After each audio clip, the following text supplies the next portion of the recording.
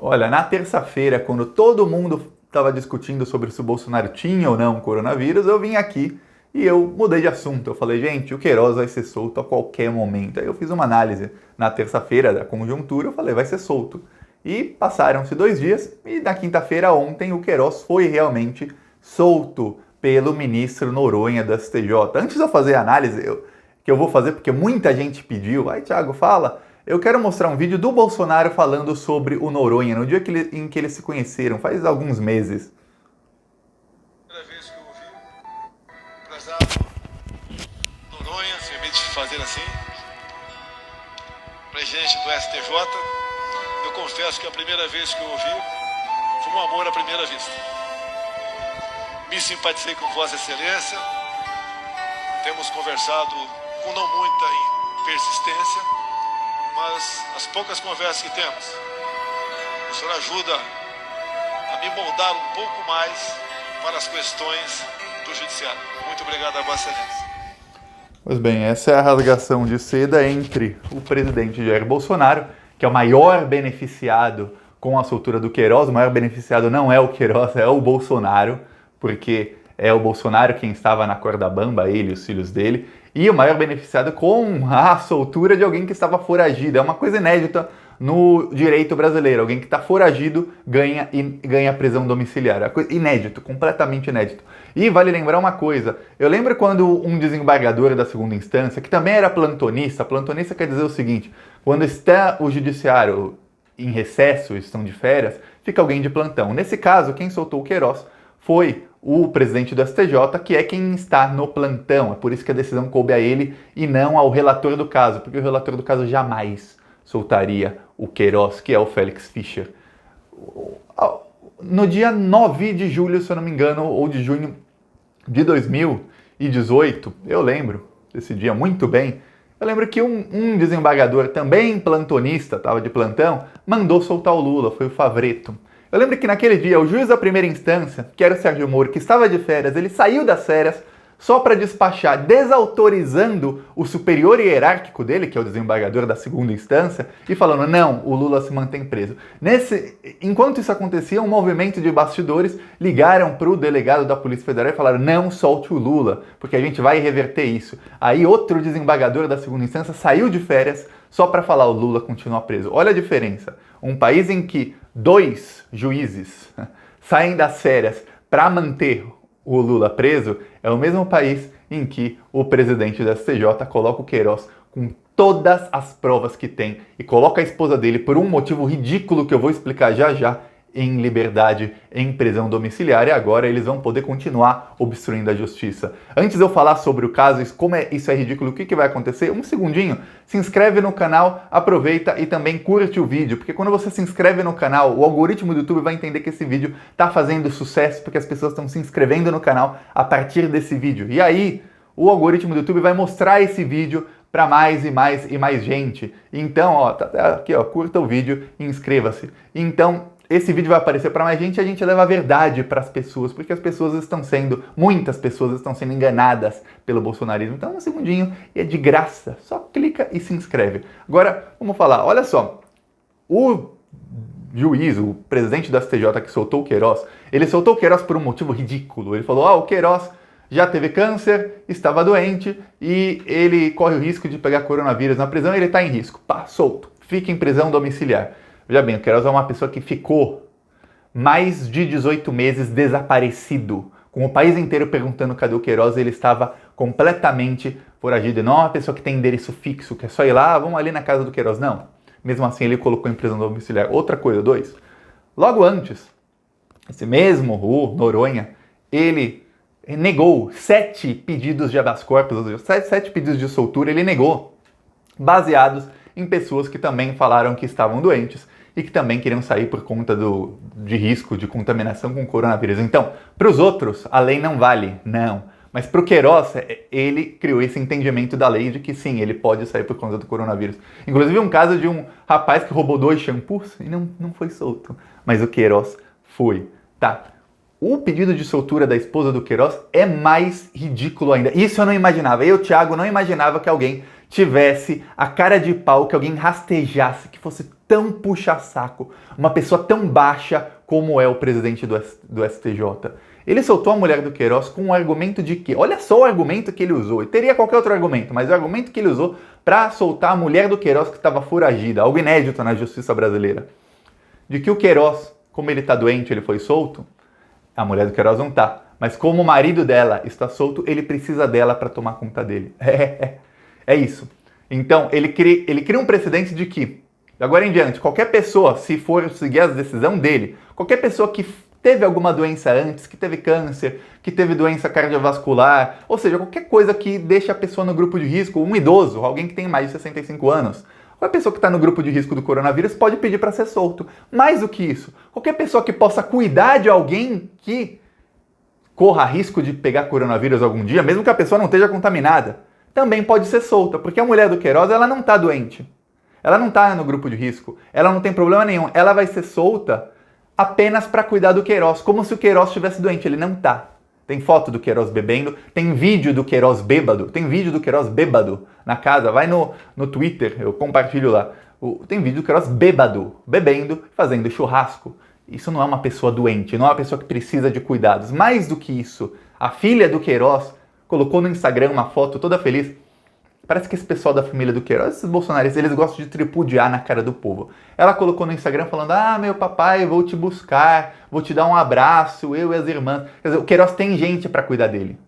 Essa mesma justiça que pega um cara pobre, qualquer cara pobre, comete qualquer crimezinho pequenininho e joga na cadeia, joga a chave fora e deixa ele lá apodrecendo na cadeia, é uma justiça que pega um cara que é miliciano ligado com assassinos, com, inclusive, a milícia escritório do crime, que são assassinos de aluguel, um cara que roubou muito dinheiro público, um criminoso da pior espécie, que é o Queiroz, põe em liberdade e põe a mulher dele, outra bandida, põe em liberdade para falar, você tem que cuidar dele. Imagina se cada presidiário ou presidiária no Brasil que tenha um familiar que esteja no grupo de risco do coronavírus, se ele pode ser solto. Porque afinal, vamos supor, o rapaz ali matou mas ele ainda não foi julgado, está em prisão preventiva. Mas olha, a mãe dele tem 65 anos de idade, a mãe dele tem doença do coração. Mas a mãe dele tem outros filhos. Não interessa, solta o cara para cuidar da mãe. É isso que vai acontecer com a justiça brasileira? Agora tem uma coisa, os ministros do STJ, os outros, eles estão revoltados. Só que pela lei, olha só, quando é contra o Lula podia, contra o Queiroz, peraí, calma, vamos esperar até agosto. Eles vão esperar até agosto. E o Félix Fischer já falou, primeira coisa que eu vou fazer quando eu voltar das férias é pautar o pedido de prisão do Queiroz. E o STF, a primeira coisa que vai fazer é pautar para o caso do Queiroz voltar para a primeira instância, para o juiz Itabaiana.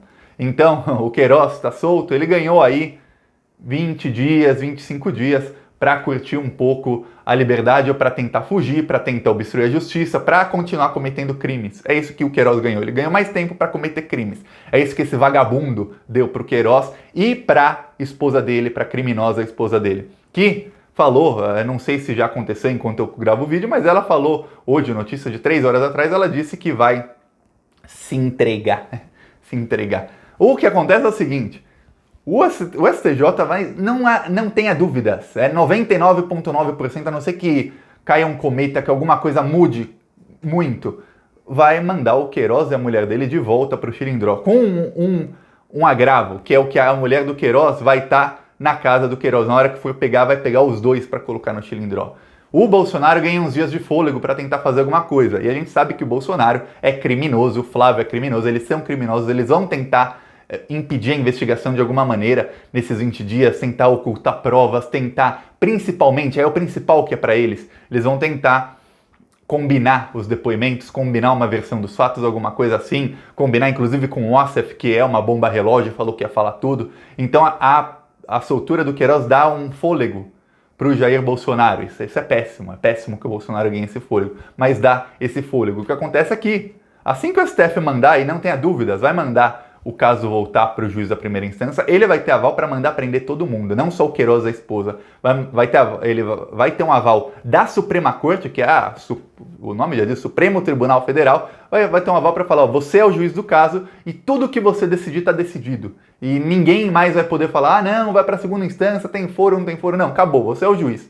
Agora, Quer mandar prender todo mundo? Mande prender. E não tenha dúvida de que o juiz Itabaiana, que é o da primeira instância, ele vai mandar prender todo mundo. Além disso, o STJ vai reverter a prisão do Queiroz e da esposa. Eles vão ficar um tempinho soltos, mas eles vão voltar para o lugar deles, que é enjaulados, porque são criminosos da pior espécie. Junto com eles vai mais gente, porque essa investigação tá indo em cima de muita gente, porque a gente já sabe que os crimes eram: o Flávio roubava dinheiro público, o Jair roubava dinheiro público, apesar do Jair não estar nessa investigação, eles roubavam dinheiro público, o Eduardo, o cara, roubavam muito dinheiro público, abasteciam as milícias, lavavam dinheiro com imóveis e com a loja de chocolate do Flávio. Pelo menos essa investigação do Flávio, a gente não sabe como Carlos, Jair e Eduardo faziam, mas no caso do Flávio era desse jeito. Abasteciam a milícia cometia vários crimes, entre eles construía prédios ilegais, vendia isso, ganhava dinheiro. O Adriano da Nóbrega, assassino de aluguel, que tinha outra milícia do escritório do crime, aparelhou a milícia de assassinos de aluguel também com esse dinheiro. Depois ele saiu do escritório do crime e começou a administrar essa milícia e as milícias que têm ligação com o Queiroz e com o Flávio Bolsonaro. Agora, quantas pessoas isso envolve? Dezenas. E quantos já foram presos? Alguns das milícias de Rio das Pedras e Moema, que são as milícias que têm ligações, alguns do escritório do crime, mas no caso Queiroz das rachadinhas, só o Queiroz e a esposa tiveram ordem de prisão e vão ficar em prisão domiciliar. Que coisa que eu estou em prisão domiciliar, se for ver, porque eu não saio de casa há 100 dias. Tem milhões de brasileiros em prisão domiciliar que também não saem de casa há não sei quantos dias por conta de como o Bolsonaro está administrando o país desgraçadamente, nem sei qual é a palavra, nessa pandemia. Pois bem, o Queiroz vai ficar. A diferença é que eu tô aqui no meu apartamento, muita gente está nas casas deles, o Queiroz vai ficar provavelmente numa mansão, em alguma coisa muito bem paga, sabe-se lá com qual dinheiro. Mas, parte boa, enquanto o Queiroz ficar fazendo isso, a investigação continua. E os investigadores da segunda instância assinaram um termo com os investigadores da primeira instância de que os investigadores, quem descobriu todos os crimes e quem se debruçou por isso, nesse caso, nos últimos 1 ano e meio, esses investigadores, junto com os da segunda instância, vão continuar investigando. E se o Queiroz continuar cometendo crimes, eles vão só ficar, que bom, ele continua cometendo crime, a gente continua colhendo mais e mais provas para fazer uma denúncia mais e mais robusta contra ele, contra o Flávio, contra a esposa dele, contra as filhas dele, contra todos esses criminosos. Então a coisa vai ficar feia para eles. Eles só ganharam um fôlego, assim como, olha só, eu lembro que muita gente ficou, eu tô desanimado no ano passado, quando o Dias Toffoli deu uma decisão que parou a investigação por 5 meses. Ou antes disso, ainda em fevereiro do ano passado, quando o Luiz Fux deu uma decisão que também parou a investigação por 40 dias, 2 meses, uma coisa assim. E eu lembro que eu falei aqui, quando o Toffoli tomou aquela decisão, eu falei, calma, o plenário do STF vai humilhar o Toffoli, calma, vai parar por algum tempo, mas quando voltar, vai voltar com tudo. Aí voltou, exatamente o que eu falei, voltou a investigação, voltou com tudo, terminou. 6 meses depois daquela decisão do STF de voltar à investigação, Queiroz foi preso. As coisas demoram? Demoram, mas a investigação continua, a investigação não está parada. Continua, o Queiroz ele vai continuar cometendo crime, vai turbinar a denúncia contra ele, ele vai acabar preso, o Flávio, vão acabar todos presos. Enquanto isso, a notícia de hoje de manhã foi que o Carlos Bolsonaro está pensando em fugir do país. Olha, vai ser uma vergonha se o STF deixar o Carlos Bolsonaro fugir. Porque, olha, eu nunca vi um fugitivo, um criminoso avisar, gente, eu vou fugir, eu estou sendo investigado e eu vou fugir. É praticamente assinar um termo dizendo, tenho culpa na praça, sou culpado. Aqui, ó, assinado, Weintraub fez isso, sou culpado, assinado Weintraub. É praticamente isso, porque se você não é culpado, você não foge. O caso do Carlos é pior ainda, porque o caso do Carlos, já o Facebook deu um relatório muito grande, o inquérito das fake news tem provas robustas, e isso já saiu na mídia, que o Carlos é o chefe do esquema, e até agora nada. Se deixar ele fugir vai ser uma vergonha muito, muito grande para a justiça brasileira. Vergonha maior ainda seria se a esposa do Queiroz rejeitasse e continuasse foragida, mas tudo indica que ela vai se entregar a qualquer momento para ficar curtindo a vida, ela com os filhos e com o marido, e curtindo o dinheiro que eles roubaram de mim e de você, mas por pouco tempo. Vão acabar todos nos lugares deles enjaulados. Você quer ajudar? Um segundinho. Curte o vídeo, compartilha e se inscreve no canal. Falou!